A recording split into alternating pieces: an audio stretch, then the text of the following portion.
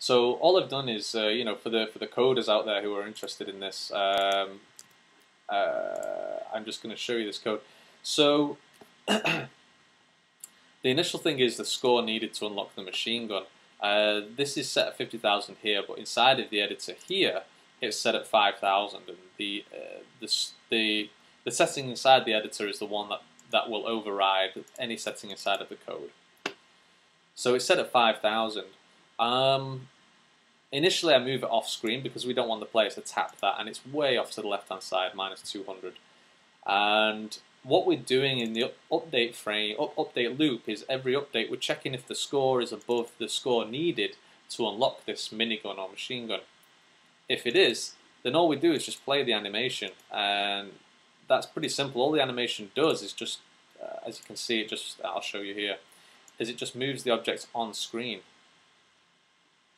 There you go, it zips on screen real fast. So that's half a second, but it's traveling quite a fair distance in the game scene there. As you can see on the sort of left hand side at the bottom, that zips in real fast, and it just stops there. And that's pretty much it for the animation. The only other part of it, of this actual icon, is this image here, this sort of circular, I don't know if you call it an icon, but all that does is just rotates over time. So if I zoom in here, there you go, and it's just rotating around, and it just highlights it a little bit more, that's all. So any of the code inside there as well, guys, please, you know, drop me a comment if you want to know how that was done. The balancing part as well was pretty interesting. I think what, you know, like I'd mentioned before, the fun part of Killer Shooting Sniper X is basically shooting the guys. You know, we didn't want to limit any of that fun. What I found was initially it was a little bit slow, and it took, I don't know, maybe 15 to 20 seconds for it to actually get going, for guys to appear. And when it's a little bit slow, when I notice people playing, is they're sort of just waiting around like, what do I do next? You know, when do things, you know, when are more guys going to come? And then the fun, it took a little bit more time for the fun to appear. And I didn't want to do that. I wanted people to instantly jump into the game and have fun immediately. So basically the spawner object here, this is the what spawns the bad guys. And what we did is basically add an array of spawn rates over time. So this is basically, we're saying here is spawn the guy every 1.5 seconds, 1.5, 1.5, 1.2, 1.2, 1 second, 0.8, and so on. And that'll get updated every 6 seconds. So what that means is basically, hey, 6 seconds, for the first 6 seconds, spawn a guy every 1.5 seconds. 6 seconds later, spawn again 1.5 seconds. Another 6 seconds later, 1.5, and then another 6 seconds later, spawn a guy every 1.2 seconds. And then obviously down to 1, 0.8. And so at this point, it gets really fast. And you can't survive at that point. But also the guys are moving faster and faster and faster as well. So that gradual increase was important. But I wanted to get them into the fun real quick. And, you know, all this script does here is, I think it's not too complicated. I think this one's fairly simple, but there's a lot of commented out code here, so please just ignore that. That was from testing the levels before. But all we do is basically spawn an object in the beginning, which is this code here, and we instantiate the target object, and we give it a random Y position, and we spawn it on the left-hand side at -13, which is way off screen. Then we call spawn target object again, which is this one, but we call it based on the spawn rate. So in this case, like I said, it was 1.5 seconds, 1.5, 1.2, and so on. But then we increase the spawn rate over time, so that this value becomes lower and lower, so it gets spawned faster and faster. And the increased spawn rate is actually called by invoke repeating, which is basically delay repeating the cut function over time. So this one we're saying here is rate of call this function every 8 seconds, I think it is, or every 6 seconds here. So these values were all played around with. I spent a couple of hours just sort of testing and building onto the iPhone, onto the iPad, and then testing, increasing the difficulty, having it a bit slower, a bit faster, and so on. And I think roughly, for a new player coming into the game who's never played it before, they're probably going to be playing for around 2 minutes to 2.5 minutes maybe on their first play before it's game over. Assuming that they know to try and stop the guys to get in this right-hand side.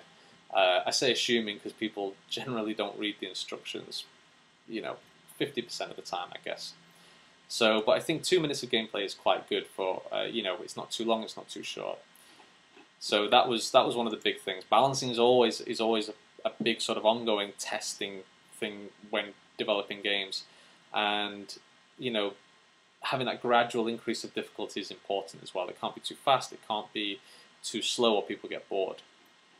So I think tested on iPad I already mentioned, but the other addition was this sort of main menu thing. If I just find that, I'll just go to the main menu.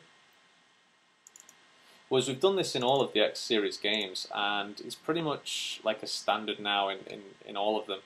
So if I just go to the game icons, is these buttons here, and obviously the X series buttons on the right hand side as well. And these are basically just this is a prefab that has been built as a package, and then I can import that into any game.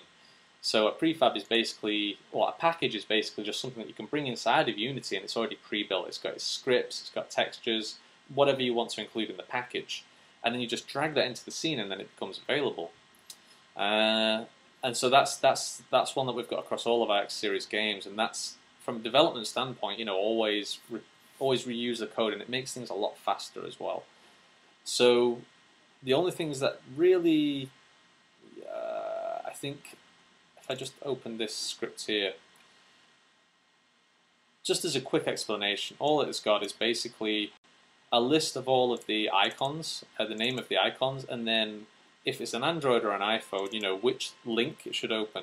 So in this case, we've got the Ascend X icon, and that links to the Amazon App Store, and that'll open up inside of the person's device, like either their tablet or their iPhone or their Android, and then it's just cross-promotion for all of our games, in the X series. What we found is that players really like the other games as well, and they download all of the X series games, and because it's their type of game. So that's why we're trying to keep the X series a similar series of games, similar kind of style and similar sort of gameplay. And that's a great cross-promotion tool for anyone. I totally recommend it, and a lot of developers do, and it's kind of a given now that people do cross-promote and have a More Games button. But we included it in the main menu screen here, just because it's more obvious, it's more, oh, what's this? And people will tap on it, and they'll hopefully go and download it and check it out. So the other ones here, this is basically a high score upload. With the X series, what we've done is basically said, hey, we'll maintain a high score leaderboard on Facebook, and what people do is they tap on the high score button, then an email composer pops up, and they say, email is your score, and we'll put it on the Facebook high scores. So one of the reasons for that is basically we want to have a conversation with the players, and we want them to sort of be involved in the game, and we want them to have a sense of, oh, if my score goes into the top 10, it's exclusive. This is the top 10 scoreboard. That's kind of in the process of being tested right now. We do have the Facebook page set up, and we are getting user scores coming in from our games.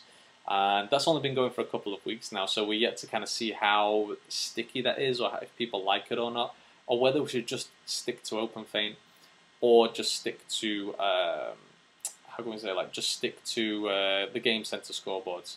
So watch this space, and we'll see how it goes.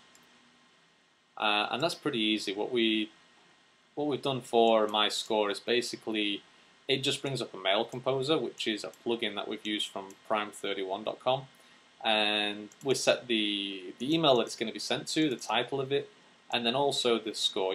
Please add my score.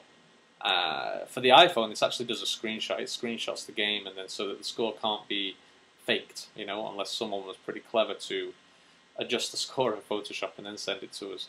But most of the time, I'm presuming that's not going to happen, hopefully. And the other one is just basically turning the music on and off, and then this one here on the left-hand side is just a link to this video series. So the the making of Killer Shooting Sniper X, and this is just the link to the introduction video. And that's pretty simple. Inside of Unity, all we do is basically application open URL, and then give the YouTube link. And for a lot of devices like an iPhone, that will actually open the YouTube application itself, and probably on most of the Android devices as well. So that's really simple to do. It's just application.open URL, and that can be for any website that you want to sort of cross-promote or give more awareness to. So I think that's pretty much it, guys. I'm gonna be a bit more involved in these developer diary videos. In terms of the next one, I'm actually going to open it up and then do some more development on the fly. This was kind of like a retro look at the latest development, but I want to do a little bit more coding whilst showing you guys on video at the same time. So hopefully that'll be interesting for developers out there who are looking to get a little bit more code experience or want to know how something was done. So as always, though, guys, thanks for watching, and please drop a comment down below. Please like and please subscribe. And let us know if there's any video that you'd like us to do for a tutorial or for a developer diary, or if there's something that you've seen here that you want to know more about. So, and I'll keep you updated for when the iPhone version is available, and as soon as it is available, I'll drop it in the link down there, and you guys can download it for free on iPhone or Android. But for now, everybody, happy developing, have a great week, and I will speak to you all soon. Okay, bye.